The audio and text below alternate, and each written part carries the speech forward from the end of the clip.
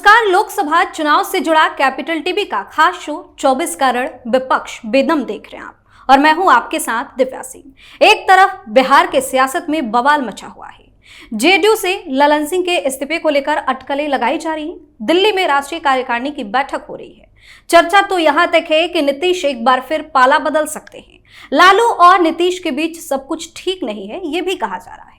दूसरी तरफ कांग्रेस अपना स्थापना दिवस मनाने में व्यस्त है, तो इस तरफ विपक्षी गठबंधन की सभी पार्टियां अलग अलग एजेंडे पर काम कर रही हैं। ऐसे में सवाल यह है कि क्या अब विपक्षी एकता में कोई दम दिख रहा है? आज इसी पर चर्चा करेंगे। मेरे साथ स्टूडियो में मौजूद हैं कैपिटल टीवी के editor in chief doctor Manish Kumar और एग्जीक्यूटिव एडिटर राजीव जी। सर, आप दोनों का स्वागत है। धन्यवाद।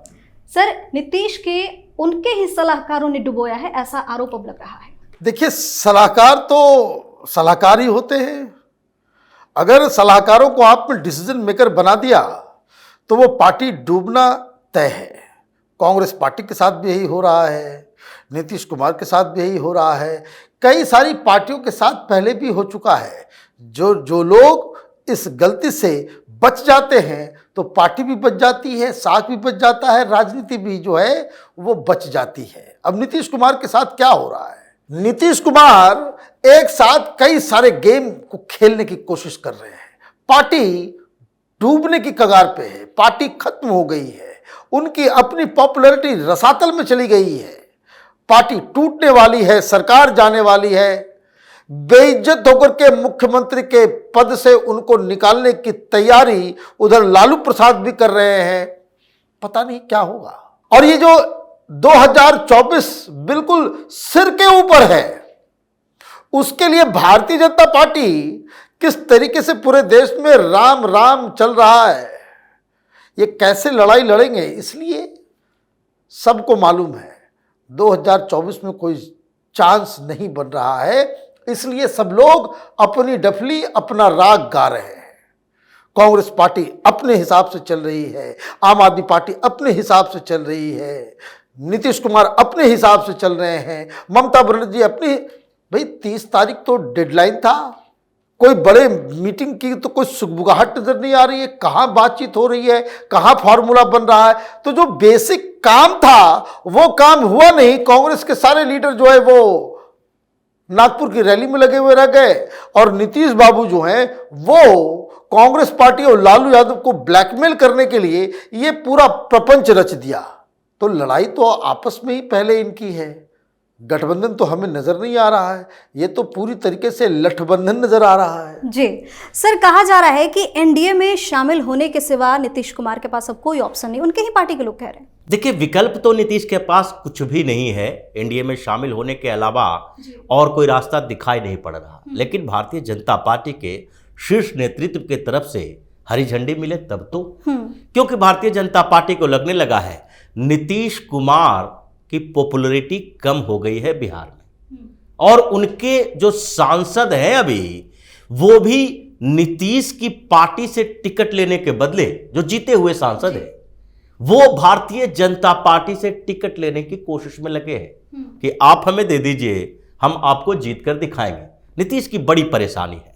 लेकिन नीतीश कुमार बिहार के लिए इतने इंपॉर्टेंट हैं, सिर्फ ये नहीं कहा जा सकता। सबसे ज्यादा नीतीश की इस बर्बादी का सदमा जो है कांग्रेस को लग रहा है, सोनिया गांधी को लग रहा है। सोनिया गांधी की बात करें, क्योंकि नीतीश कुमार ने शुरुआत की थी इंडी अलायंस बनाने की, विपक्षी एकता की, और अगर जो शुरुआत करने वाला व्यक्ति है उसकी पार्टी ही ध्वस्त हो जाए तो फिर कांग्रेस उस परसेप्शन के जंग को हार जाएगी जिसमें मोदी के खिलाफ सारी पार्टियों को इकट्ठा करने का मुहिम इन लोगों ने चलाया था। एक तरफ महाराष्ट्र की बात देखें, शरद पवार तो ऐसे ही बिखर चुके हैं, उनके भतीजों ने ही उस पार्टी की गति दुर्गति कर दी। अब नीतीश कुमार भी अपने ही पार्टी में घिर गए हैं, उनकी पार्टी फिर से टूट जाए तो ऐसे में कांग्रेस के पास ये कहने के लिए कोई भी विकल्प नहीं होगा कि हम एकजुट हैं, क्योंकि सबको ये लगने लगेगा कि जो पार्टी कांग्रेस के साथ अलायंस करने की कोशिश करती है वही टूट के कगार पर हो जाती है। तो परेशानियां नीतीश के साथ साथ कांग्रेस की भी है। जी सर, कांग्रेस चुनाव के लिए अब डोनेशन की मांग करी है, क्यूआर कोड लगा के घूम रही है। अब बताइए। देखिए, ये तो मजाक है। कांग्रेस पार्टी के पास पैसे की कमी? भाई 10 साल ये यूपीए की सरकार रही, 20 लाख करोड़ रुपए का घोटाला हुआ। कांग्रेसी नेताओं के यहाँ छापेमारी होती है तो 300 करोड़ रुपए कैश में मिल जाते हैं। पैसे की कमी है? भाई पैसे की कमी 2019 में नहीं हुई, 2014 में पैसे की कमी नहीं हुई। आजादी के बाद से आज तक कांग्रेस पार्टी को कभी पैसे की जरूरत नहीं पड़ी। अचानक से ऐसा क्या हो गया? ये बेकार की बातें हैं। दरअसल ईडी सीबीआई ये इम्पैक्ट जो है वो साहू जी के यहाँ जो छापेमारी हुई और जिस हिसाब से छत्तीसगढ़ के अंदर वो नोटों का पहाड़ वहां भी जो मिला था, इनको लग रहा है कि इलेक्शन के पहले अगर आप पैसे को व्यवस्थित ना करें, पैसे की कमी नहीं है, कैश भी है, पैसा भी है, सब कुछ है। भाई पैसे नहीं है तो सोनिया गांधी के बारे में एक मैगजीन ने निकाला था कि दुनिया के की 5वीं सबसे रिच या यूं कहे करप्ट लीडर में उनका नाम आया था। बड़े बड़े जो किंग्स होते हैं वेस्ट एशिया के, उससे भी ज्यादा अमीर। कभी किसी ने तो केस नहीं किया या उसको डिनाई तो नहीं किया, चुप बैठ गए, शांत बैठ गए कि पता नहीं क्या एविडेंस हो उसके पास। तो मिलियंस ऑफ डॉलर्स जो है सोनिया गांधी के पास है और ये लोग चंदा मांग रहे हैं। चंदा इसलिए मांग रहे हैं कि वही पैसा जो साहू जी के यहाँ पड़ा हुआ है या किसी और के यहाँ पड़ा हुआ है, वो घुमा घुमा करके जो है चंदे में आप उसको दिखा दे कि भाई जनता से पैसा मिला है। भाई चुनाव में तो पैसे चाहिए होंगे। और जिस हिसाब से विदेशी फंडिंग के ऊपर भी ईडी की नज़र है, सीबीआई की नज़र है, इनकम टैक्स की नज़र है, तो ये बचाने के लिए ये कोई विश्वास करेगा कि कांग्रेस पार्टी के पास पैसा नहीं है? अभी इतने सारे राज्यों में चुनाव हुए, पैसा कहां से आया? आसमान से गिरा? चुनाव कैसे लड़े? पैसे नहीं आए। तो 2-3 चीजें ये लोग कर रहे हैं। तो इमेज करेक्शन, नाम बदल दिया यूपीए से INDIA कि ताकि यूपीए का करप्शन का जो तगमा लगा हुआ है वो धुल जाए। और दूसरा, कांग्रेस पार्टी करप्ट पार्टी है, वो छिपाने के लिए कि देखिए हाय हाय हाय हमारे पास तो पैसे नहीं है, हम जनता से ले रहे हैं। पैसा उन्हीं का है, घुमा के लेकर के आ रहे हैं कि ताकि छापेमारी ना हो। सर, कांग्रेस कह रही है कि इस तरीके से चुनाव लड़ने के लिए जैसे कि डोनेशन की मांग कर रही है, उससे एक अच्छा संदेश जाएगा। किस तरीके का विक्टिम कार्ड है क्या ये? देखिए, जिस तरीके से डॉक्टर साहब ने एक एक बात बता दी इसमें कि क्राउड फंडिंग के पीछे कांग्रेस की चाल क्या है, कॉन्स्पिरेसी क्या है, क्या चाहते हैं, इस पर इससे ज्यादा स्पष्टीकरण की जरूरत नहीं है। लेकिन सबसे बड़ी बात तो यह है कि ये जो मैसेज देने की कोशिश कर रहे हैं उसी की बात इन्होंने की कि ये संदेश देना चाहते हैं कि भाई हम गरीब हो चुके हैं, हमें कोई पैसा मिल नहीं रहा, सरकारें जो हमारी जहां पर है वो बड़ा ईमानदार सरकारें हैं।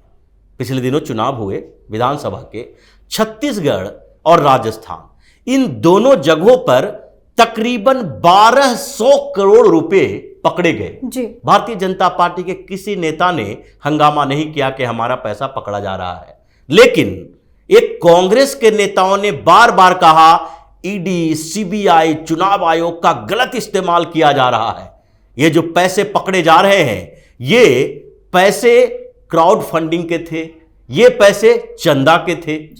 अब इन लोगों के पास हजारों करोड़ रुपए जो हैं, जिन जिन सरकारों की बात करते हैं, जहां जहां सरकारें, अभी कर्नाटक में देखिए पूरा का पूरा वसूली तंत्र चल रहा है, वो पैसे कहां पर जा रहे हैं? 5 सालों में जो भूपेश बघेल को सोनिया गांधी का ATM कहा जा रहा था, हजारों करोड़ का घोटाला वहां हुआ। अब धीरे धीरे परत दर परत खुलेगी बातें। वो पैसे कहां गए इनके पास? राहुल गांधी के लिए एयर जेट लाना, प्राइवेट प्लेन से यात्रा करवाना, ये करोड़ों करोड़ रुपया फिर से खर्च करने वाले हैं भारत अन्याय यात्रा में।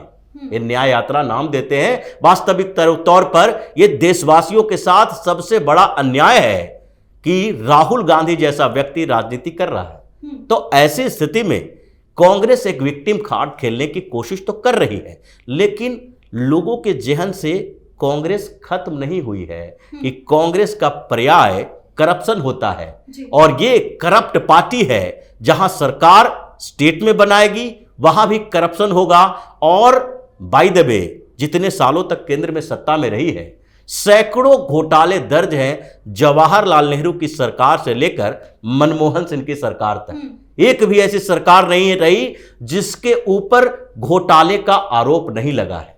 तो ये पैसों का खेल नहीं है, ये विक्टिम कार्ड खेलने की कोशिश कर रहे हैं। जी सर, आप दोनों का बहुत बहुत धन्यवाद तमाम जानकारी। धन्यवाद। तो विपक्ष की राह में आगे कई चुनौतियां भी हैं। विपक्षी एकता में शामिल दलों की विचारधाराएं अलग अलग है। कई राज्यों में वो खुद ही आमने सामने हैं, उनकी लड़ाई भी आपस में ही है। ये सब देखने के बाद तो यही लग रहा है कि तमाम विपक्षी पार्टियां अपनी डफली अपना राग के रास्ते पर चल रही है और पूरी तरह से बेदम नजर आ रही हैं। आप अपनी राय हमें कमेंट करके जरूर बताएं और देखते रहिए कैपिटल टीवी। नमस्कार।